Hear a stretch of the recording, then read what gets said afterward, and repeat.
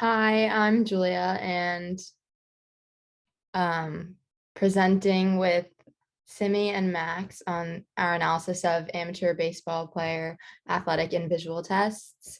And our project managers and leads are Billy Carson, Hunter Klein, Joel Huber, and Greg Applebaum, and I think they're in the audience. So we were exploring how visual, cognitive, and physical abilities relate to physical performance because these insights could help influence scouting efforts and training regimens with the goal of predicting and improving in-game athletic performance. So our specific goals for our analyses were exploring interdata relationships between different data sets, determining whether test performance can predict position and how test performance varies with age and repetition, and comparing test performance on visual assessments and how this relates to performance on physical assessments. Yeah, so we explored two data sets which measured baseball players' athletic and cognitive abilities. The USA Player Development Pipeline data set, also known as PDP, measures players' speed, lower body explosiveness, and grip strength through tests such as the 30-yard dash, the broad jump, and as well as many others. And the PDP data also covers various tests that measure players' visual and cognitive skills through exercises such as the green box, the green 3, and the Hawkeye test, where a player is shown in the picture on the left down below, use their agility and recognition of predetermined symbol to efficiently move their hand over the correct sensor. And the picture in the middle shows a player running the 30-yard dash, and some may ask, why not 40 or 60 yards? And the answer for that question is that 30 yards indicates or equals 90 feet, which is also the distance from one base to another. And so evaluators feel like that is the most effective way in evaluating a player's speed, is seeing how fast they can run from one base to another, and they do that through the 30-yard dash. And then the right eye data set consists of several eye tracking and visual motor test scores that evaluate reaction time and concentration proficiency. And that is shown on the picture on the right-hand side here, where a player is, in front of a computer and which evaluates their, several tests such as like reaction time and, tracking a certain target across the screen and making sure that their eyes are focusing on that or switching from one target to another.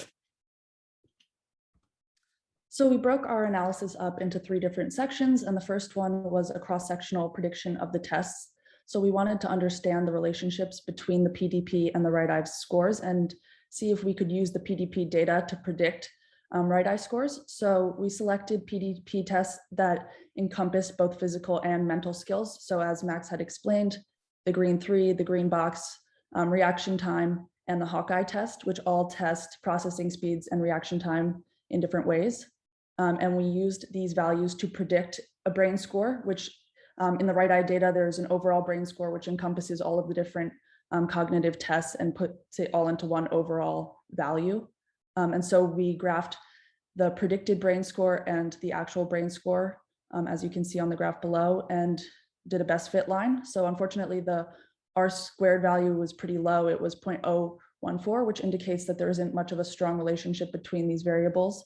However, the coefficients for these different values indicated a negative relationship for the most part, which shows that as your score increases or your reaction time gets larger, which is not a good thing, your overall brain score will decrease, which is to be expected. So that is what we found overall, that there isn't much of a strong relationship between the PDP and the right eye data. Great. So another thing that we kind of looked at was creating several logistic regression models that identify the most important variables for predicting position in baseball. And we did so by using a backwards BIC model selection. So what does that mean? We initially assigned a dummy or indicator variable for players of positional groups. So catchers, middle infielders, which are second basemen and shortstops, corner infielders, which are first baseman and third baseman, outfielders, and then left-handed and right-handed pitchers. And so each positional group would have an indicator of 1 or 0, for whether it was or they are that position, and then there would be a full model of PDP and right eye variables for every positional group. And every variable has a Bayesian information criterion value, or BIC. And if the subtraction of the variable results in a lower BIC for the model, it is kept out of the model. And after several steps, the variables that are left are considered significant predictors for the model. And so down here in the table below, that indicates all of the predictors for every positional group that were significant. And the number in the parentheses is the coefficient of the predictor.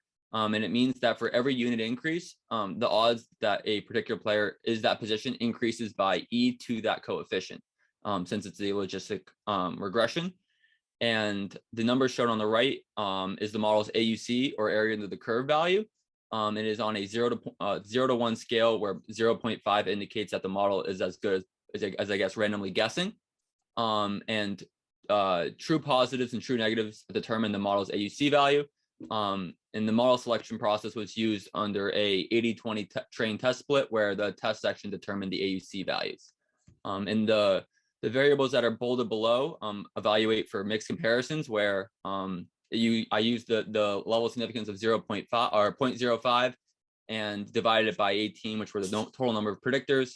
And so any p-value that was below, I believe it was 0.0027 or 28, are the variables that are bolded in the model. And the third type of analysis that we did was temporal trends in player tests. So these same analyses were done for pretty much all of the physical and visual assessments, and the trends look very similar to these, but selected the ISO 30-yard dash because, as Max said, it's a pretty significant predictor of position. And with the sort of longitudinal analysis, there are a few limitations that we recognize. So there's maybe a self-selecting system where individuals that are better baseball players may be the ones that are continuing to attend these events and take the assessments. And they also might be learning from the tests how to perform better rather than actually improving on physical or visual or cognitive skills. And the sample size, as the number of tests gets bigger, just gets smaller because there are way less athletes that have gone through maybe 5 assessments than 1. And another thing we noted was that sometimes the conditions at the events could vary, whether they're running on a different surface or maybe the equipment calibrations were different. But overall, we found that physical performance improves over younger age groups. So that's the top graph by grade. The players are performing better as they get older, but with the PDP and physical assessments, that kind of stalls off at the end of high school, and there's kind of a decline throughout the older players. And we proposed maybe this is because some of the top athletes are going straight to the pros from college, and we don't see the same decline after high school in the visual scores. And the second graph shows that the average performance improves as players repeat the same assessments. So time is passing between these, but it's kind of a variable difference between the dates. And the last graph shows on an individual basis, players are performing better on assessments. So there's a very slight decline, but I think the R-squared value was around 0.4. So it is a good relationship.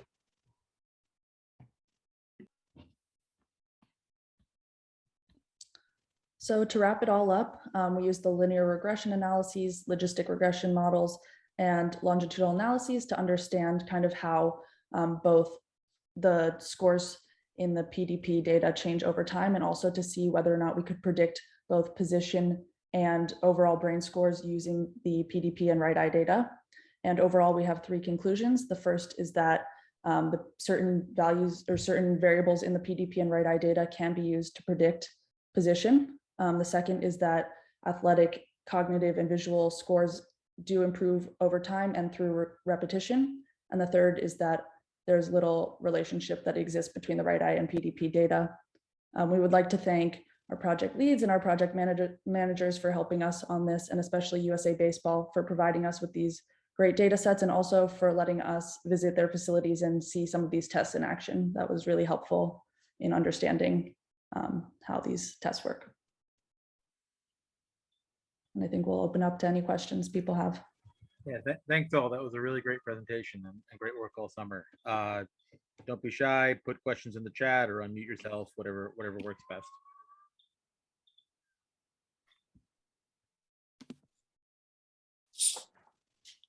So I'll gladly go ahead and with a question. First, great job, team. This unfolded kind of real world data here. So we had some chunks of it at the beginning of the summer that we were able to utilize. Other stuff kind of came in late in the summer. We didn't have as much chance to explore that, but you did a great job mining this data. I guess the question I would have is, what is surprising, what in your opinion, when the people at USA Baseball look at these data, what are they going to look at and be surprised at? What are they going to look at and be surprised happy? And what are they going to be surprised disappointed? Because some of this stuff is kind of intuitive, but some of it isn't. So what do you think they would be most interested in? And they're on the phone here, so they can chime in later. But for the students, what do you think is what are you finding to be most interesting? From the cross-sectional data, I was pretty surprised, honestly, that there wasn't much of a relationship between the tests, specifically the reaction time tests and the visual acuity values, like the brain overall scores, just because it seems, if you just think about it rationally, that there would be some relationship between these values, and there really wasn't much that existed. So that was something that was interesting to me, and probably will be surprising to them.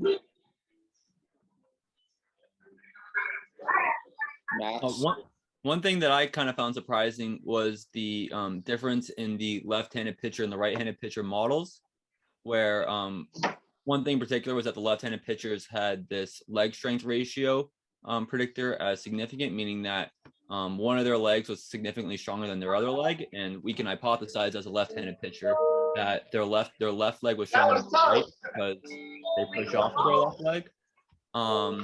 And so I found that interesting how the right-handed pitcher didn't have any of those predictors, and meanwhile the left-handed did. Now there were some overlap, such as the height, but the left-handed pitcher also had the 30-yard dash as well as significant. Yeah, I think in terms of the temporal trends, the most interesting thing was by grade that performance begins to decline after high school, but that kind of made sense to us. And I think that going back to what Simi said was just like really astounding that there was actually like so little of a relationship between some of the brain scores and the physical assessments. Well, so I would comment, I mean, that may not be that surprising. That might be interesting and good. I mean, the ultimate question is whether they relate to baseball performance. But if you remember, we didn't get a chance to show it here. We did these factor analyses, which reduce the 20 PDP variables and the 7 or 14 right eye variables, depending on how we combined it. And they really loaded onto different factors. So, I mean, it's here you did a kind of a narrow lens of direct comparison with a regression. But if we did a dimension reduction, it was also the case that some of these tests measure different things. And that, that's potentially great. The fact that they don't necessarily correlate means that you don't want to have a battery of tests that all measure the same thing. So here we're seeing that in fact they do measure different things. So, but great work. I'll turn it over to other people for questions. I had a simple question. One, I think this is a really cool project, but already with like a lot of baseball statistics, I think they're like pretty well validated, but maybe teams aren't super open to incorporating them into their preparation or, whatever aspects of, their coaching and playing and whatnot. So with this, like, how do you guys see some of this work or like this type of data being used perhaps maybe from like a coaching perspective or a development perspective? Because it can be a little bit like the analysis can be a little bit more advanced. So just wondering if you guys had any thoughts about that. Yeah, I think that in like coaching a certain way, I think the more like significant or meaningful relationships would be between performance and games and some of these assessment scores. So not necessarily the trends that we're showing on this poster, but in a similar like type of analysis that the team did last year and maybe we'll continue with, looking at how certain visual skills can improve like hitting perhaps, and then kind of honing that through like visual processing, like training maybe, or I guess if we find that there's certain jump that is like highly predictive of pitching, then training those muscles in order to improve performance. Yeah, exactly what Julia said, where looking at the model down below here on the left-hand side, you can see that weight is a significant predictor for catchers and corner infielders. And, coaches can kind of simplify that down to, if you want to be at the level of maybe some of these players that are at these USA baseball events, you just have to, gain weight and get stronger and stuff like that. So a lot of these predictors down here can be simplified in the fact that, for outfielders, for instance, this counter movement jump height, a lot of the outfielders in the PDP the data set, they had stronger counter movement jump scores. And so they were jumping higher, and that kind of relates back to lower body explosiveness. And so that's another thing where coaches can look at and say, as much as leg day sucks at the gym, you may have to do that twice a week or something like that. And so that's kind of what you can kind of incorporate into coaching, looking at these predictors. Makes sense. Thank you, guys. Yeah, the question. Again, I joined a little late, so apologies if this was already addressed in your presentation. But you mentioned some of the trends were declining after like high school. I'm assuming a lot of these are looking at some of the raw scores of like some of the tests that were given. Did you guys look into potentially like what other things could have been changing, whether it's like were the variance in the scores also like staying the same, or are there other things in there that could have been indicative of like of the potentially like you have certain players that just really stand out and like they're higher up, but the averages are of other folks are down low. I was curious what other things you may have looked at in there that could accompany just the raw scores. So the graph, I'm not sure if you can see it because it is pretty small, but there are standard error bars. So I guess they do get a little bit wider after high school, but I think it's also because there are just less players in that age category. So when the sample size is lower, then the standard error tends to be bigger. Interesting. And another thing also I was kind of curious with too is with the I guess so you guys are only looking into just these metrics in terms of the metrics from the test. Do you guys look into like how this actually compared to like actual performance, or was it just for the tests? We got some data a little bit later into the summer that was from what we found out was hitting practice and also in-game pitching statistics. So we were starting to look into see how these different findings that we have can relate to actual player statistics, which is definitely something we would want to, if we had more time, look into further. Okay, cool. I will dig in there then. Yeah, I would say that we had an abundance of data early in the year that was these big data sets. late in the summer, we did get access to some pretty nice hitting data. And we had a chance to do a little bit of analysis in there to take these big assessment data sets and reduce them down into those factor analyses I just mentioned and start to do some comparisons with some of the hitting metrics and some of the pitching metrics. And it looks like there's some promising results in there. We just didn't quite have enough time to polish it and put it into this picture. But ultimately, it's one of the most interesting questions that we want to ask. Yeah. No, it's just interesting. Yeah. Hopefully, I get some time to work on that. It'd be cool. Maybe the guys from USA Baseball want to chime in since you all are on the call. Yeah, absolutely. First and foremost, want to thank you all for all your work this summer and for doing this project. This type of analysis is extremely valuable to us. We spend a lot of time on site collecting this data, and we do our own analyses as best we can, but to have this level of expertise layered in and to gain these types of insights is really, really valuable for us. I can't overstate that. I'm not totally surprised that there's not a strong correlation between the right eye and the PDP scores. The PDP testing is really more focused on, the player's physical characteristics, their engine.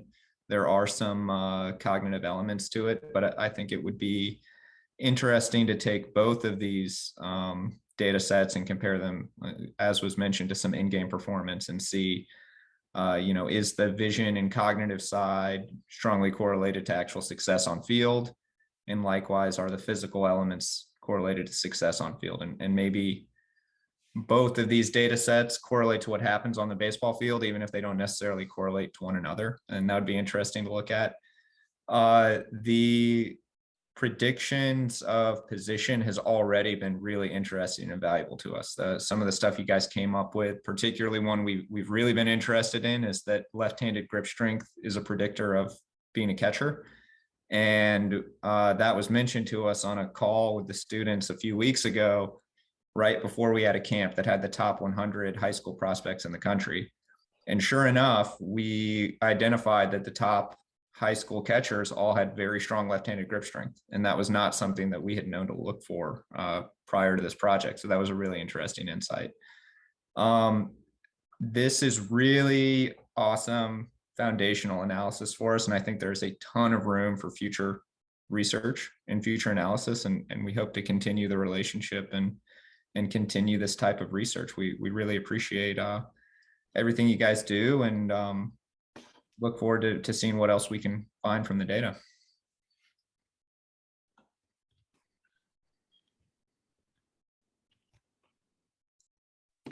So just want to jump in with a quick time check for folks who want to join other breakout rooms at 11:30. It's about 5 minutes, so make your transitions as you are. Otherwise, we'll keep staying here for Q&A.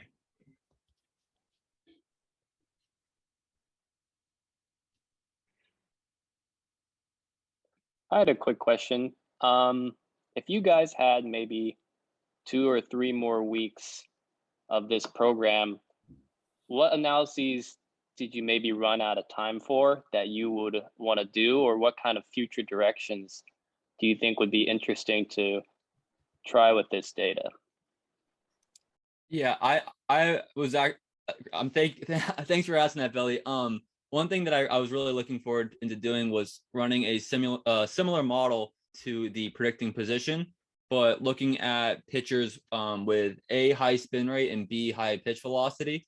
And so in doing so, I would have filtered for fastballs and maybe over, I'd look at maybe the top 25 percentile in velocity, and run a similar model selection and see which predictors on the PDP side kind of correlated or turned out to be significant predictors in velocity and spin rate. And you could kind of look and see, and you'll be able to look and see maybe if grip strength kind of helped out in spin rate as well, and kind of hypothesize that and see if pitchers should be gripping the ball harder or not as hard or something along those lines.